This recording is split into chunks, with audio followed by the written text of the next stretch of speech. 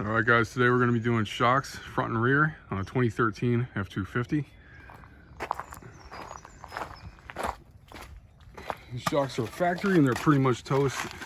Got some replacements here. These are from Summit Racing. They're Skyjacker Black Max. There's a part number. These are the fronts, and they are some Chinese junk. So I would get some better ones, but they sent me the wrong ones 2 separate times. So I'm going to just do that for now. You're going to need a couple things. You're going to need a socket and some kind of breaker or a ratcheting wrench, and you're going to need a 21 millimeter socket for the top. I'm going to use a 22 because I seem to have misplaced all mine. You're going to need another 21 for right here for the stop nut, and you can get away with using an adjustable. Make sure to hit all these with some kind of penetrating oil before you attempt this. And now I live in Pennsylvania, so these are going to be pretty well rusted in. If you live down south, you might have an easier time. And the bottom is an 18 and the top is a 21, and that one's also a 21. All right, we're going to use our impact with an 18 on the bottom, and this should run it right out. Now make sure with your new shocks, don't take off this little nylon compressor there. You're going to do that when you actually put the shocks on, and I'll show you why later. And we're doing this on the ground with the wheels just turned to the side all the way, so you don't need to jack it up. Some people seem to say you do. You really don't.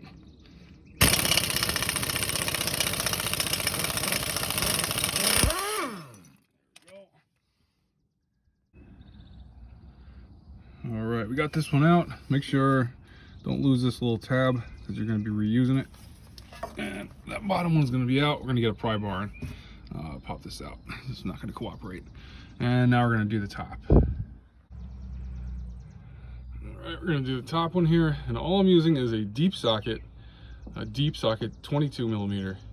21 is actually the right one, but I have an adjustable head, half-inch ratchet on top of it.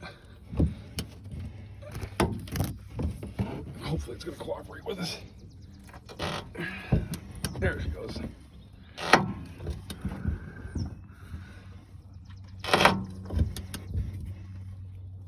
Oh, it's kind of loose.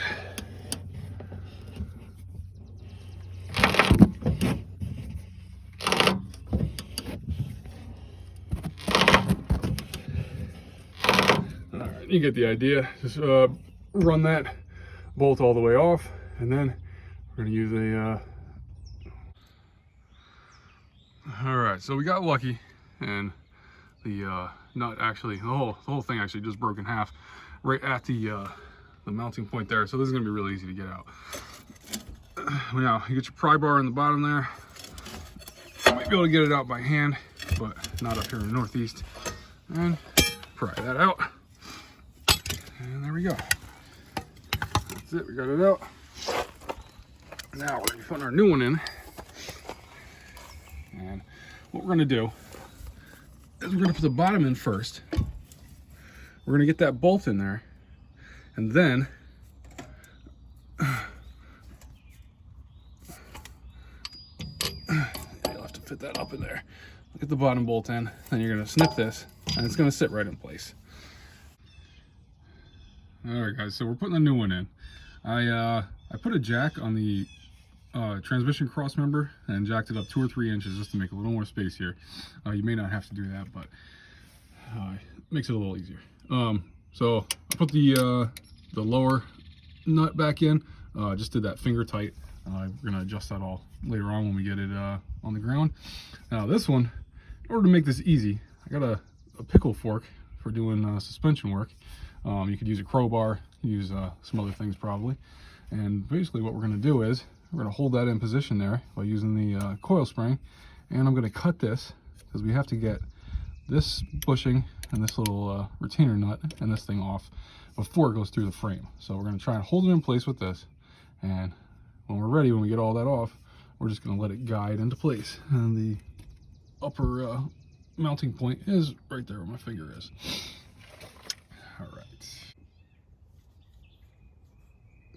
All right, there we go. I'm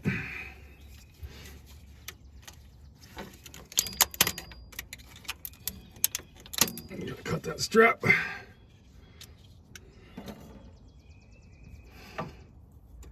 Keep some pressure on that with your pickle fork.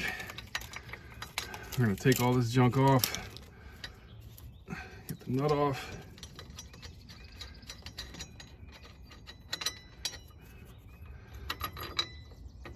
And take your bushing and your retainer. Get all those off.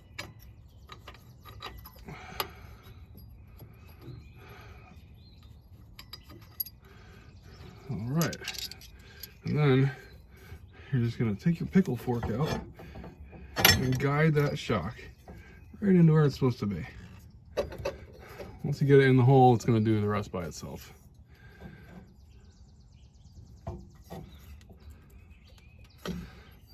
And then put your bushing back on, your retainer, and then your nut.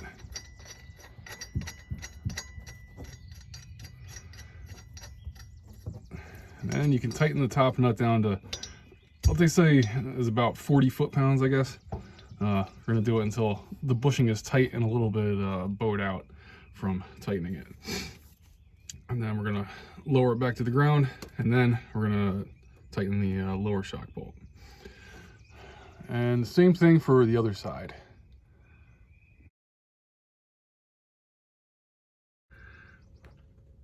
All right, now we're gonna do our back shocks. These things are completely shot. Now we're going to hit these with some penetrating oil. These are kind of straightforward. You can do this right on the ground. I'm gonna just oil the heck out of these on the bottom and the top up there. And then get in there and I'll use our impact and try and take it out. I'm gonna do the lowers first. All right, guys, and this is an 18 right here. It looks like the bolt itself, the head on the bolt is a 15 millimeter. And then the top up there is an 18. So we're gonna run this off. Could probably get in there with my impacts, but this seems to be going easy. I'm actually gonna do the top first, and then we'll do the bottom after. All right, we're gonna get the bottom off using our 18, and we got a 15 on top. It's gonna hit the brake line. That's good. Yeah. Okay.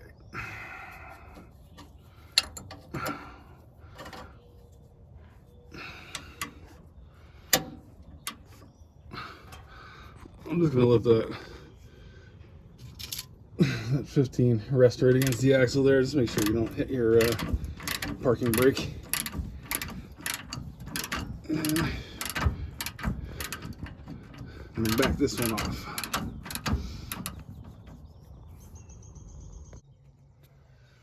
Our impact is going to save us a bunch of time.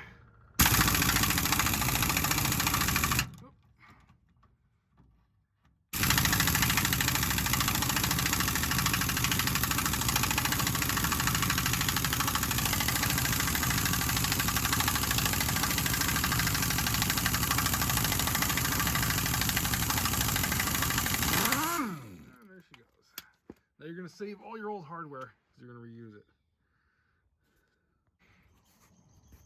And then you're going to yank her out of there. That top may fight you a little bit. If it does, you can get your crowbar in.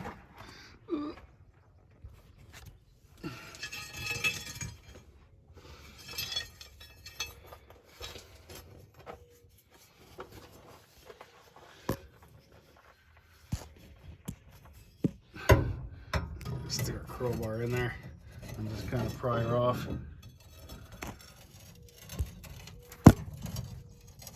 Yeah, come on. Get off of there. And I'm gonna need 2 hands to do it, but you can spray it with a little more oil to get it to back off easy, which is what I'm going to do.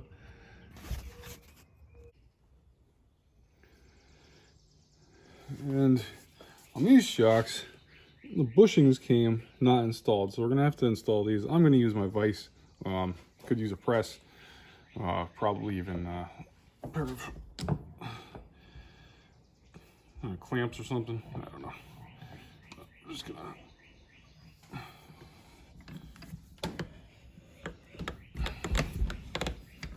Come on. Let's go. Oh, get in there.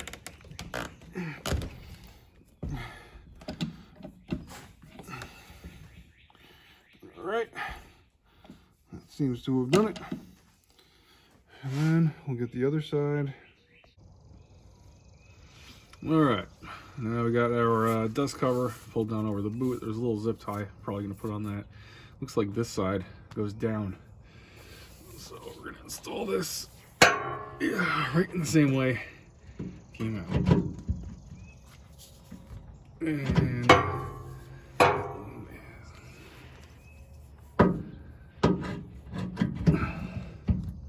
not the same size. That should work.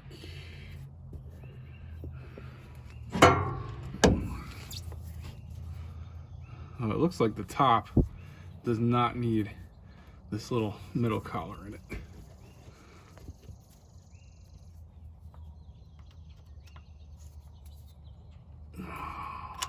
I'm probably gonna have to go get that out a different way. Come on. Yep, I'm gonna have to pull that out. All right, and a quick note before I put it in. The top on my application here, and mine's a 2013, the top does not need that middle sleeve in there. The bottom does need it. So I could have saved a little time had I seen that. I'll fit it right in here.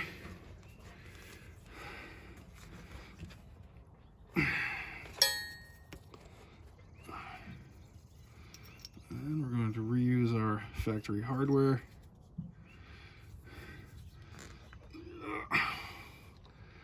Put her into place.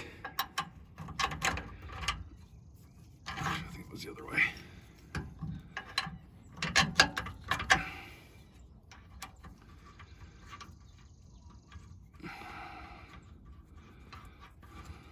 All right. And we got 15. Or 18. And I'm gonna run this one down.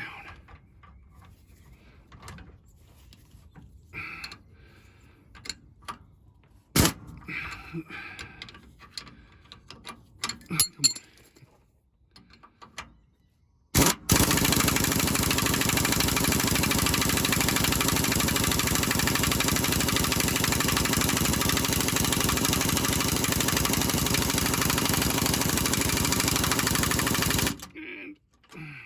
And we'll do the top one, and then I'm going to drive it a little bit, retorque it, and do the other side.